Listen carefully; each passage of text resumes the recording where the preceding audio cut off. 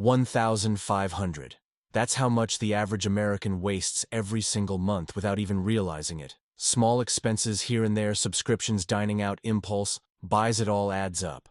Now imagine if you could take that money and actually put it to work for you.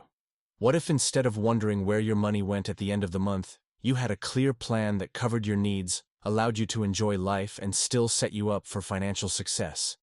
That's exactly what the 50-30-20 rule helps you do. This simple, yet powerful budgeting method has been used by millions to regain control over their finances and build lasting wealth. No complicated spreadsheets, no extreme penny pinching. Just a straightforward plan that works. Here's how it breaks down. 50% of your income covers needs. These are the essentials: rent, groceries, utilities, healthcare, transportation, loan payments. These are things you absolutely need to survive. If more than half of your income is going towards needs, it might be time to reassess your living expenses or find ways to cut costs. Maybe you're paying too much for rent. Maybe you could switch to a more affordable phone plan or negotiate your internet bill. Small changes here can make a huge difference. 30% goes toward wants. This is where your fun money lives. Dining out, streaming services, shopping, gym memberships, hobbies, travel. These are things that add joy to your life, but aren't essential. A lot of people go overboard here, and that's where budgeting becomes tricky. It's easy to justify wants as needs, and before you know it, you're spending way more than you should on things that don't actually improve your quality of life. But the beauty of the 50-30-20 rule is that it gives you permission to spend on wants without guilt. You just need to stick to the percentage and prioritize what truly brings you happiness. The last 20% is where the magic happens. This is for savings, investments, and debt repayment. This category is what builds your future. Whether it's setting up an emergency fund, paying off credit cards, investing in stocks, or growing a retirement fund.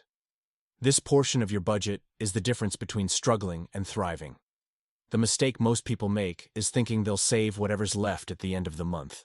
But let's be honest, if you don't make saving a priority, there's never anything left. That's why the smartest approach is to treat savings like a bill, pay yourself first, and then live on what's left. Now let's put it into action. Let's say your take-home pay is $4,000 a month. Under this rule, $2,000 goes to needs, $1,200 to wants, and $800 to savings and debt repayment. But what if your numbers don't fit perfectly? That's where adjustments come in. Maybe your rent is too high, maybe you're spending way too much on takeout, or maybe you've been neglecting your savings. The key is awareness and small intentional shifts over time. Let's talk about flexibility.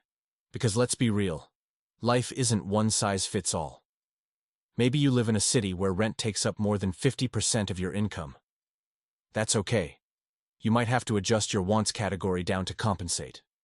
Or maybe you're aggressively paying off debt and want to allocate more than 20% to financial goals. That's fine too. The 50-30-20 rule is a framework, a starting point. The goal isn't perfection, it's progress. Most people fail at budgeting because they either ignore their savings, overspend on wants, or underestimate their actual expenses. That's why tracking where your money goes is so important. If you've never done it before, it might surprise you how much you're actually spending on things you don't even care about. Here's your challenge. For the next 30 days, write down every dollar you spend. Categorize it. See where your money is actually going. If your needs take up more than 50%, look for ways to cut back. If your wants are out of control, set a limit. If you're not saving enough, automate it. The best budgets are the ones you can actually stick to long term. So set yourself up for success. Because at the end of the day, money isn't just about paying bills or buying things, it's about freedom. It's about having choices. It's about knowing that you're in control of your financial future. And the sooner you master it, the more freedom you'll have. Are you ready to take control of your money? Let me know in the comments.